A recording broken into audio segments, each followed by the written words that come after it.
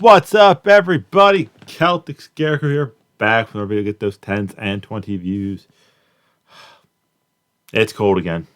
I am winterizing my room tomorrow, which really just means plastic on the two windows to keep the cold air out. Winter bedding, so I can be sleeping nice and warm, or warmer. But it is Wednesday. Wait, no, Thursday. Sorry, days are screwed up. It's time for my weekly NFL predictions. Last week, broke even. 7-7. Not terrible, which brings me up to 86, 84, and 66. Overall, last week was a crazy week. Carolina's offense looked meh, but we had a chance of winning, and we didn't. Browns won. Cardinals won. Broncos won. So, crazy. But so let's just jump in with tonight's game, the Thursday night game. Game I may or may not be streaming. I think I might start doing that a little more just to try to help grow the channel. It is the Cincinnati Bengals versus the Baltimore Ravens. Both teams coming off a loss. I know Baltimore is. I want to say Cincy had a heartbreaker too. Yeah, Cincy lost by 3. Had the game-winning field goal, and Baltimore lost with a game-winning field goal. So both teams coming off of last-second losses.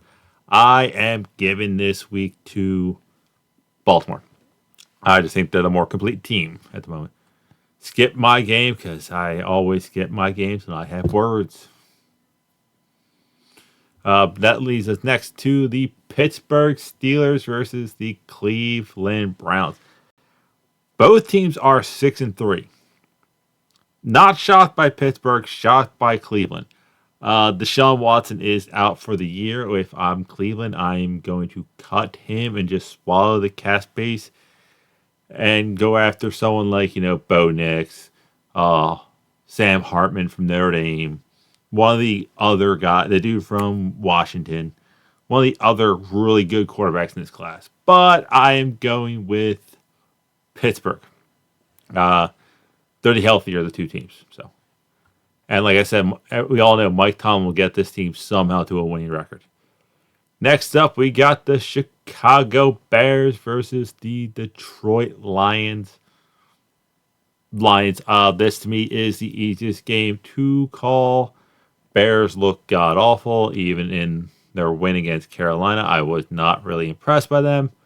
And the Lions are 7-2, trying to get the number 1 seed. So, Lions. I'm changing the channel because the TV is just not good. There's nothing on TV. The offense will be playing in the background. That brings us to the Los Angeles Chargers versus the Green Bay Packers. Chargers, you have a good team. You are an example of bad coaching. Because you have everything you need to be good except for actually doing it. Green Bay, hi, just throwing it out there. Tom Grassi, if you ever watch this, love your content. Are you going to start tanking for Caleb Williams or Drake Mays? Like, just saying. Like, is Love the guy? Should you just cut ties with him now before paying him? You don't want to end up like the Giants with Daniel Jones. So, but I am going Chargers on this one. Better team. Simple as that, even though the records don't say it. Next up, we got the Las Vegas Raiders versus the Miami Dolphins. I am going with the upset. A 13.5 point underdog. I'm going with the Raiders. Miami hasn't beaten a team that doesn't have a losing record. The Raiders are 5-5. That's not a losing record. So on that math, Raiders. Then we got the most boring game of the day. The New York Giants versus the Washington Commanders. Commanders. I don't care if they trade away a couple of their best defensive players. The Giants are the worst team in football. Yes, I said it. They're the worst team in football. Next up is the cheapest game. And I always say cheapest because it says tickets as low as on the ESPN. The Tennessee Titans versus the Jacksonville Jaguars. I am going Titans.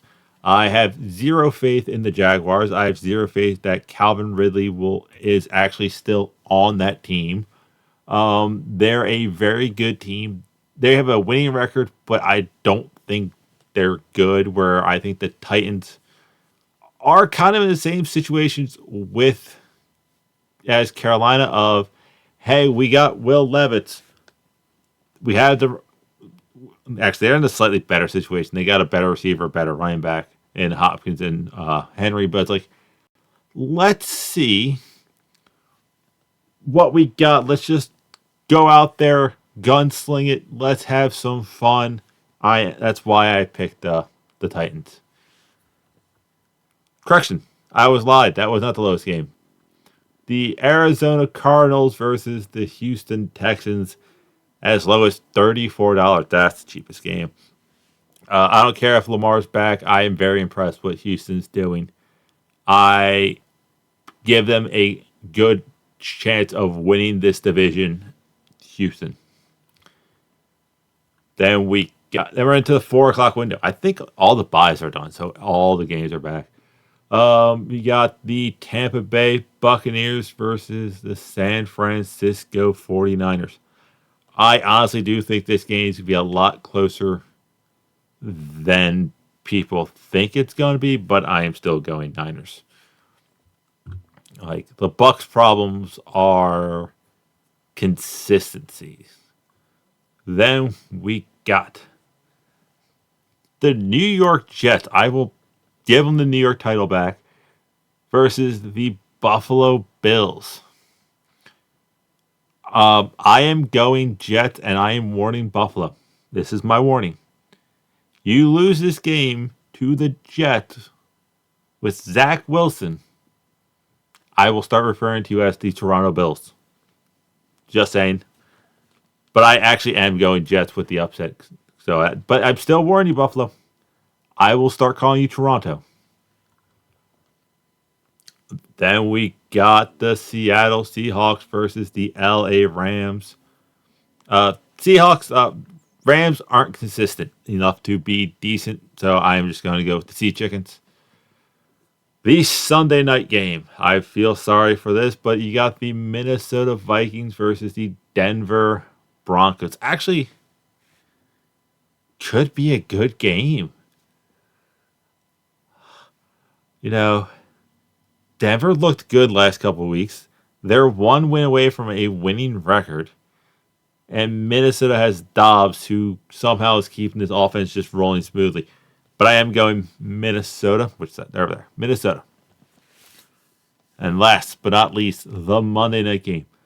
The game that should be very, very, very, very, very, very good. The Philadelphia Eagles versus the Kansas City Chiefs. The rematch from the last Super Bowl. And I am going with history repeats itself. KC wins. This will be the Eagles' first test. I don't believe if the Eagles play somebody with an offense that can consistently score points, they will keep up. And KC's defense is surprisingly sneaky. Oh, there's 4 teams on the bye. Never mind. And last, and actually the least, we got the Dallas Cowboys taking my beloved Carolina Panthers.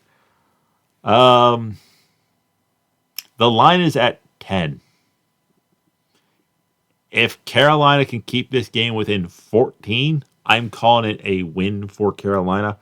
But then again, we don't know what form of Dallas is showing up. Is it the form of Dallas that played against the Giants that just whooped the crap out of them? They're going to blow us out of the water.